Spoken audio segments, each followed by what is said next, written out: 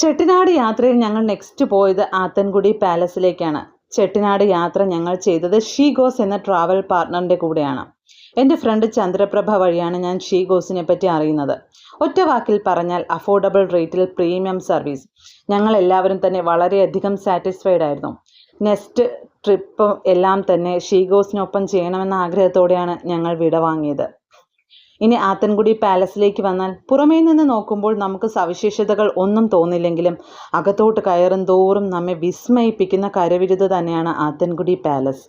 1929 1932 മധ്യേ ശ്രീ നാച്ചിയപ്പ ചെട്ടിയാരും ഭാര്യ ശ്രീ മെയ്യമ്മ ആച്ചിയും ചേർന്നാണ് ഇത് പണി കഴിപ്പിച്ചത്.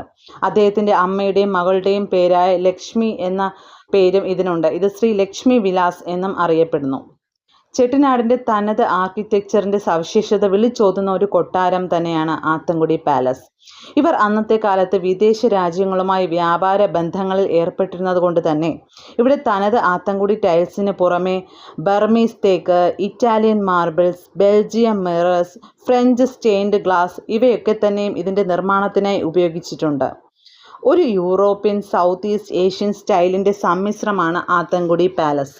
150ഓളം തൊഴിലാളികൾ ചേർന്ന് ആധുനിക ഉപകരണങ്ങളോ വൈദ്യുതിയോ ഒന്നും ഉപയോഗിക്കാതെയാണ് ഇതിൻ്റെ നിർമ്മാണം നടത്തിയിട്ടുള്ളത്. വലിയ വരാന്തകളും ഹാളുകളും അകത്തളങ്ങളും സൂക്ഷ്മമായ കൊത്തുപണികളും ആത്തൻകുടി പാലസിനെ വിശാലവും മനോഹരവുമാക്കുന്നു. ലൈം സ്റ്റോൺ, കരിപ്പട്ടി, കടുക്ക, എഗ് വൈറ്റ് ഒക്കെ ചേർന്ന മിശ്രിതം കൊണ്ടാണ് ചുമരുകൾ ഫിനിഷ് ചെയ്തിട്ടുള്ളത്. ചെട്ടിനാട് യാത്രയിൽ ഞങ്ങൾ ഏറെ എൻജോയ് ചെയ്ത ഒന്നായിരുന്നു ആത്തൻകുടി പാലസ് വിസിറ്റ്. ഇതാണ് ഞങ്ങളുടെ ഷീ ഗോസിൻ്റെ കോർഡിനേറ്റർ ഡോക്ടർ നജ്ന. ഒരു പാലസിൻ്റെ അകത്തിരുന്ന് ഒരു പിക്ചർ എടുക്കണമെന്ന് എൻ്റെ ഭയങ്കര ആഗ്രഹമായിരുന്നു. യാദൃശ്ചികമായിട്ടാണെങ്കിലും അത് നടന്നു.